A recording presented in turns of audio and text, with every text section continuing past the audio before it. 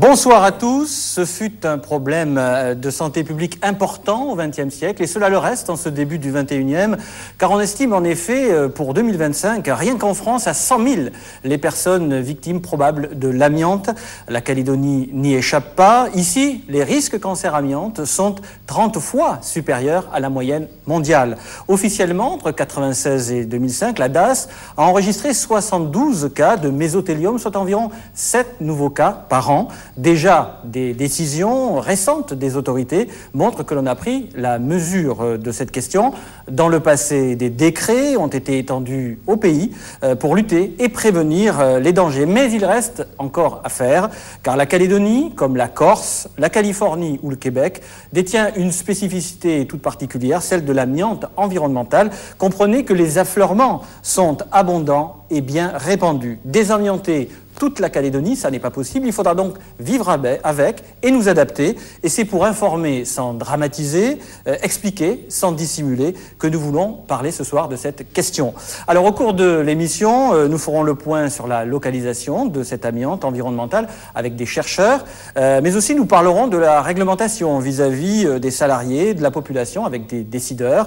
Et pour commencer, nous allons parler des gens qui ont été ou sont encore des victimes de l'amiante avec médecins, épidémiologistes et associations. Mais d'abord, faisons un tour de table avec nos invités. Avec nous ce soir, Sylvie Robineau, membre du gouvernement en charge de la santé. Bonsoir, madame. Bonsoir, monsieur Rosada. Alors donc, des mesures viennent d'être décidées, je crois. Absolument. Le groupe de travail dont beaucoup de représentants sont ici ce soir ont préconisé un certain nombre de mesures et des experts métropolitains les ont confirmées, donc on va les mettre en place. Avec nous aussi André Fabre, président de l'ADEVA-ANC. Bonsoir, monsieur Fabre. Bonsoir, monsieur. Que veut dire l'ADEVA ? L'ADEVA, c'est la contraction de l'Association de défense des victimes de l'amiante en Nouvelle-Calédonie. Il a été créé il y a 2 ans. Et vous avez une vingtaine de membres à peu près Non, 35. 35 membres dans votre association. Donc, qui sont tous des malades, ce ne sont pas des bénévoles, je veux dire, ce ne sont pas des spectateurs. Nous allons en parler des victimes. Dans un petit moment. Avec nous, Fabrice Collin, qui est le directeur de l'IRD, que tout le monde connaît. Bonsoir, monsieur. Bonsoir, monsieur. Alors, la recherche progresse dans sa connaissance du problème amiante ? Oui, je vais simplement citer un philosophe qui s'appelle Bachelard, et qui disait que la science progresse avec l'âge de ses instruments. Donc on n'échappe pas à cette règle et on progresse au fur et à mesure que les équipements analytiques progressent aussi, à condition bien sûr qu'on ait des moyens humains et analytiques pour pouvoir travailler. Et financiers. C'est le cas pour l'amiante et c'est le cas, je dirais, de façon exponentielle. Avec nous aussi Bernard Robineau, qui est géologue de l'environnement à la DIMING, la direction de l'industrie, des mines et de l'énergie. Bonsoir monsieur. Bonsoir. Je pense que votre service, c'est mieux cerner l'exposition à l'amiante pour la population, c'est ça ? Effectivement, le service géologique au sein de la DIMAC s'intéresse à l'ensemble du sous-sol et à ce problème de la présence éventuelle de fibres amiantifères dans les roches. Agnès Touvenin est aussi avec nous. Bonsoir madame, vous êtes médecin généraliste et je crois que vous avez aussi travaillé longtemps à la médecine du travail, c'est ça ? Bonsoir, oui, je suis généraliste et j'ai travaillé une vingtaine d'années au SMIT, le service de médecine du travail de Nouvelle-Calédonie, et c'est à ce titre que j'avais rédigé un mémoire sur le mésothéliome. Avec nous aussi Francine Baumann. Bonsoir madame Baumann, vous êtes épidémiologiste à l'Institut Pasteur et vous détenez aussi les chiffres du cancer, des cancers en Calédonie. Voilà, je suis chargée du recensement des cas de cancer au sein du registre du cancer de Nouvelle-Calédonie. Donc vous pourrez nous parler du cancer de l'amiante. Voilà. Avec nous aussi François Barthelmé. Bonsoir monsieur. Bonsoir monsieur. Vous êtes directeur adjoint à la DTE, la direction du travail et de l'emploi. Alors pour vous, c'est tout ce qui concerne les salariés, les travailleurs face à ce problème de l'amiante ? Effectivement. Pour nous, c'est la prévention en ce qui concerne les travailleurs, la prévention du point de vue des textes et ensuite le contrôle de ces textes. Monsieur Franz Moreau est avec nous aussi. Bonsoir Monsieur Moreau, vous êtes directeur adjoint à la branche santé de la CAFAD. Bonsoir. Bonsoir Monsieur Oudala. Donc vous, Monsieur Moreau, vous allez nous dire comment la Caisse reconnaît cette maladie, c'est ça ? Voilà. Donc en 2 mots, c'est quelque chose qui est un comptage, comment ça se passe ? Effectivement, pour qu'une maladie soit reconnue d'origine professionnelle, faut-il encore qu'elle soit désignée dans un tableau. C'est le cas des affections relatives à l'amiante. Très bien, nous en parlerons tout à l'heure. Nous allons engager le débat dans quelques minutes, mais tout de suite, un premier reportage avec ce membre de la DEVA, Laurent Lermite. Il nous a amenés sur le terrain et il nous dit qu'en Calédonie, l'amiante, c'est un peu incontournable parce qu'il y en a partout. Regardez.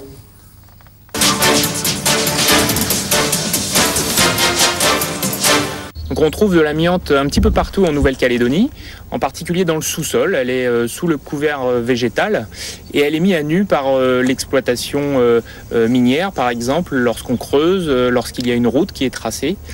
On l'utilisait également pour revêtir les routes, on utilisait la serpentine. En fait, on sait depuis les années 70 que ces roches, comme la serpentine, la garnierite, contiennent des fibres d'amiante.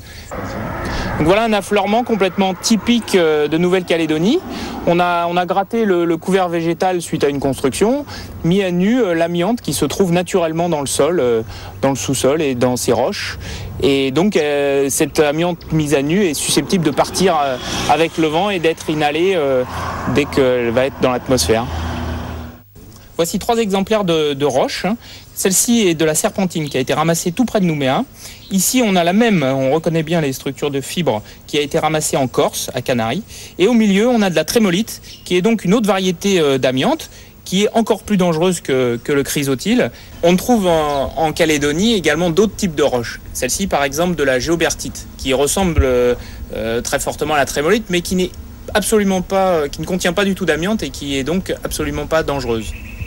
On a utilisé à notre époque industrielle l'amiante pour ses caractéristiques de résistance au frottement dans les plaquettes de frein par exemple, ou bien pour ses caractéristiques de résistance aux agents bactériologiques et chimiques dans les masques, les filtres pour les chirurgiens.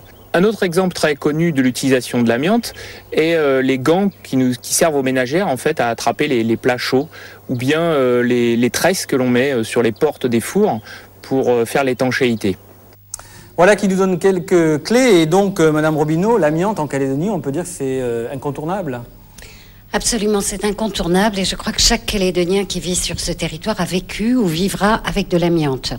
Alors, il ne s'agit pas ce soir de faire du catastrophisme, mais il s'agit d'appliquer un principe de précaution qui est le rôle du politique. On a été saisi par l'ensemble des techniciens et des experts et aujourd'hui, donc, il faut absolument mettre en place un certain nombre de mesures. Donc, il y a effectivement des mesures qui ont été décidées récemment. Lesquelles, en quelques mots, quelles Alors, sont ces en quelques mesures? mots, il y a des mesures immédiates qu'on va mettre en place immédiatement. Ces mesures, Monsieur Collin disait tout à l'heure que le nerf de la guerre, c'était l'argent et le nerf de la recherche aussi. Donc c'est évidemment un budget spécifique pour l'amiante qu'on a évalué à 100 millions, au moins pour la première année. Donc ce budget est en place. Il faut nommer un monsieur amiante parce que, comme on le verra au cours de cette émission, c'est une transversalité énorme au travers de beaucoup de disciplines. Ensuite, il s'agit de finaliser une cartographie dont vous parlerez certainement un peu plus en détail tout à l'heure.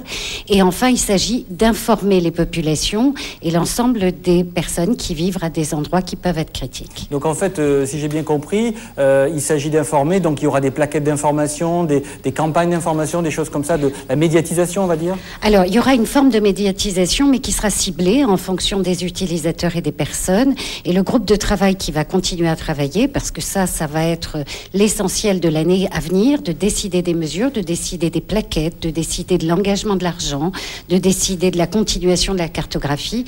Toutes ces mesures-là vont être prises de concert avec les associations, les collectivités et les techniciens. Parce qu'il s'agit de protéger les gens, finalement, de telle ville, telle tribu, tel village. C'est un peu la dimension humaine qui est importante. Alors, je crois qu'au final, cette problématique, il faut le rappeler, c'est une problématique de santé publique. Il s'agit bien de protéger les individus. Donc, à partir de ce moment-là, évidemment, dès qu'on nous signalera dans le groupe de travail qu'une population peut être mise en danger, même si ce danger est très très faible, on mettra en place les moyens nécessaires pour arriver à protéger les individus, bien entendu. Alors là, on est dans l'actualité immédiate. Maintenant, essayons de comprendre un petit peu ce qui s'est fait dans le passé. Un peu d'historique avec vous, Monsieur Collin. Donc, y a-t-il des périodes dans l'histoire de ce pays où on a pris en main et on a pris la mesure de ce problème? Oui, je voudrais juste rappeler une notion de définition. L'amiante n'existe pas dans la nature, hein, c'est un matériau. Et donc on doit parler à chaque fois des minéraux qui constituent l'amiante, qui est le matériau qu'on utilise comme isolant. C'est juste une précision scientifique, je dirais, pour la détermination du vocabulaire. Ensuite, la recherche s'est adressée sur, je dirais, 4 grandes périodes. Une première période, 78-80, où c'est la période des occurrences. Donc, on signale qu'il y a effectivement du chrysotile, un des minéraux constituants de l'amiante, qui existe sur les territoires. Et puis, on signale aussi l'importance du nombre de cancers du mésothélium, les occurrences.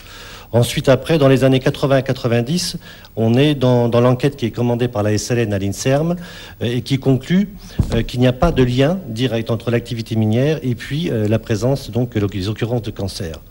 Ensuite, 90 à 2000, où dans la poursuite, l'INSERM continue à travailler sur cette thématique et montre, essentiellement d'après ses résultats, qu'il y a un lien étroit, une corrélation très très forte entre le nombre de cancers du mésothélium et puis la présence de peau dans les cases.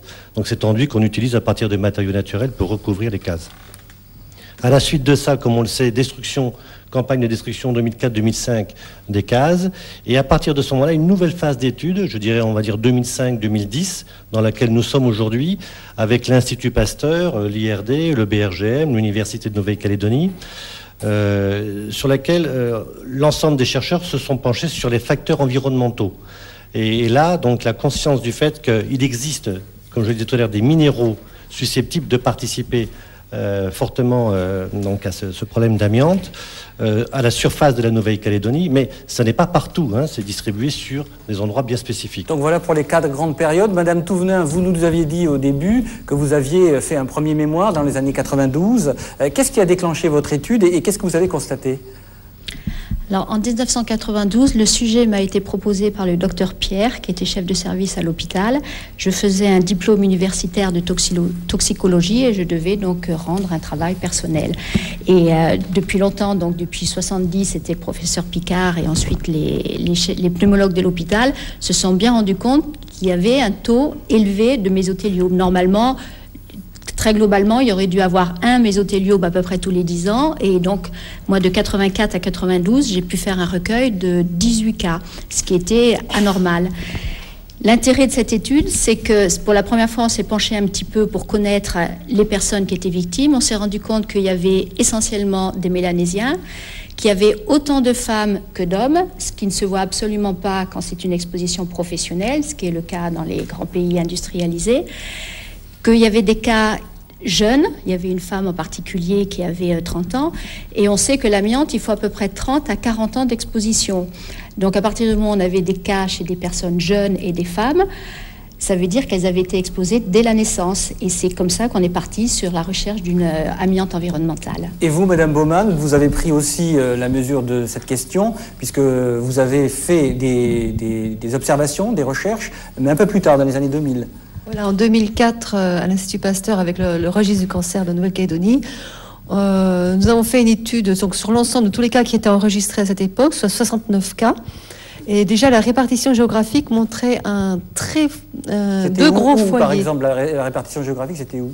Eh bien, voilà, 35% des cas se trouvaient dans la région de Wailou-Bourail et 20% des cas environ dans la région autour de Konetiwaka. Et les types d'exposition, c'était quel type? Alors, les types d'exposition, à ce moment-là, il faut faire une enquête auprès de chaque personne pour connaître le type d'exposition, mais en prenant déjà en compte simplement la répartition géographique, le nombre de cases à peau qui avaient été déjà recensées, donc le recensement était terminé dans les tribus, la présence de serpentinite qui était une roche qui possiblement pouvait contenir des fibres amiantifères, et ainsi que l'activité minière dans les tribus autour des tribus.